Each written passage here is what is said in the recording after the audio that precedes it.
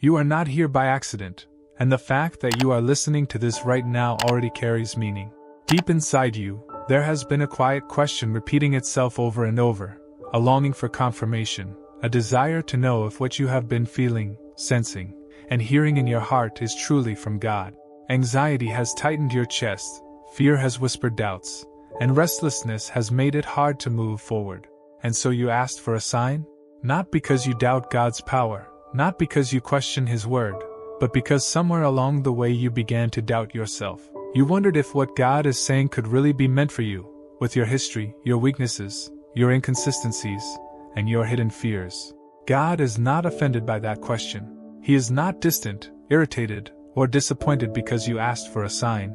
On the contrary, He has been patient with you from the very beginning. The truth is that He answered you long before you realized you were asking. The first response came on the day He found you, on the day His presence interrupted your path, and called you by a name you did not recognize as your own. Just like Gideon, hiding, uncertain, aware of his fear more than his strength, you may feel exposed by your limitations. Yet God speaks to you from a place that goes beyond what you see when you look at yourself. He does not call you based on your current condition, but on what He has already seen in you, on who you are becoming through His grace. Your anxiety does not come from a lack of divine confirmation. It comes from the tension between who you believe you are and who God declares you to be. You look at your present reality and see someone fragile, hesitant, overwhelmed. God looks at you and sees courage being formed, faith being shaped, obedience maturing step by step. When He speaks, He is not describing your past or even your present.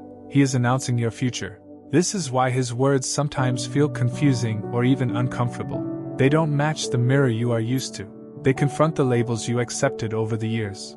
And that creates inner conflict.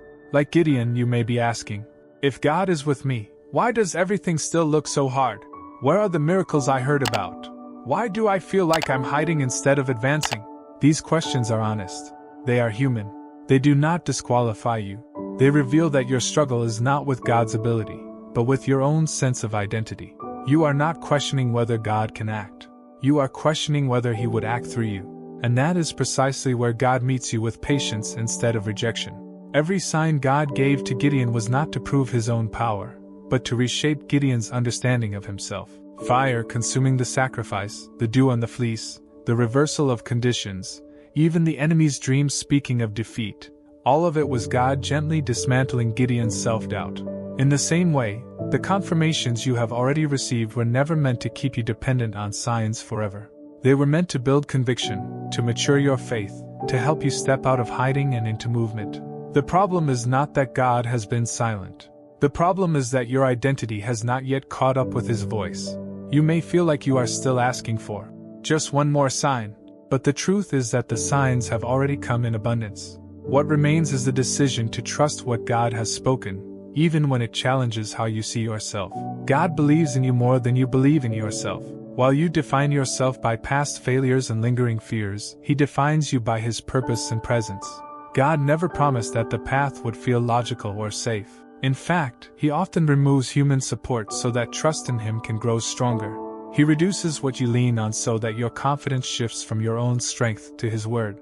Victory, then, is no longer about numbers, resources, or personal ability, but about obedience and surrender. When you depend on God's word instead of your own understanding, you step into outcomes that cannot be explained by logic alone. You may be tired of waiting. You may feel stuck between what you know God has spoken and what you still fear becoming. But understand this: every delay rooted in fear costs you time, not because God withholds, but because waiting for endless confirmation postpones obedience. Each sign was meant to move you forward, not keep you still. Growth happens when you advance with what you already received. This message is not condemning you for your doubts. It is embracing you in them and inviting you to mature beyond them. You are allowed to struggle, but you are not meant to stay there. God is not asking you to be perfect. He is asking you to trust His presence more than your perception. The greatest sign was never the fire, the fleece, or the dream. The greatest sign has always been His presence with you, steady, faithful, and unchanging. What you are feeling right now matters. Your anxiety, your fear, your longing for clarity, they are all part of a process where God is shaping your identity to match His calling. So let me ask you, as you reflect on everything you just heard, What do you feel stirring inside your heart right now? And what do you think God is inviting you to understand about yourself? That stirring you feel is not confusion, it is movement. It is the quiet shift that happens when God begins to loosen the grip of fear and replace it with conviction. What has kept you anxious for so long is not the absence of direction, but the weight of trying to reconcile who you think you are with who God keeps calling you to be. And that tension has exhausted you. You have replayed memories, measured yourself against your past, compared your journey to others, and every time you did, you felt smaller, slower, less capable. Yet God has never paused His work in you during those moments. While you questioned, He remained. While you hesitated, He stayed close. While you doubted, He continued shaping what you could not yet see. Understand this deeply. Every time God responded to doubt with a sign, it was never an endpoint. It was always an invitation to take the next step. Signs were never meant to replace obedience, only to strengthen your courage to move forward. That is why, as the journey progresses, the signs become quieter and the responsibility grows heavier. Not because God is withdrawing, but because He is maturing you. Dependence on signs is replaced by dependence on His voice. Fear-driven confirmation gives way to faith-filled action. And this transition is uncomfortable, because it requires you to let go of control and step into trust. God is not waiting for you to feel ready. He knows you are not. Readiness has never been the requirement. Availability has. Gideon did not suddenly become fearless before leading an army. He learned courage by obeying while still afraid. In the same way, your confidence will not come before obedience. It will be formed through it. Each step taken in faith updates your identity. Each act of obedience reshapes how you see yourself. This is why remaining still is more dangerous than moving imperfectly. Stillness rooted in fear keeps you locked in an outdated version of yourself. You may have believed that needing fewer signs means having stronger faith, but true maturity is not the absence of questions. It is learning to walk forward even when questions remain unanswered. God does not eliminate uncertainty all at once. He teaches you to trust Him within it. And as you do, you begin to realize that He has been far more confident in you than you have ever been in yourself. While you were focused on your insufficiency, He was already preparing outcomes that would only be possible through His involvement. There will come a moment when you look back and recognize that the greatest evidence of God's presence was not the extraordinary moments, but the fact that He never left you during the ordinary ones. He carried you through seasons where you felt unseen, unheard, and unsure. He sustained you when your faith felt fragile. He protected you even when you questioned His plan. And that realization will transform the way you move forward. You will stop asking whether God is with you and start asking how you can align your steps with what He has already spoken. This is the season where your faith shifts from needing reassurance to living with assurance. Not because everything suddenly makes sense, but because you trust the one who does. You are not becoming reckless. You are becoming rooted. You are not ignoring wisdom.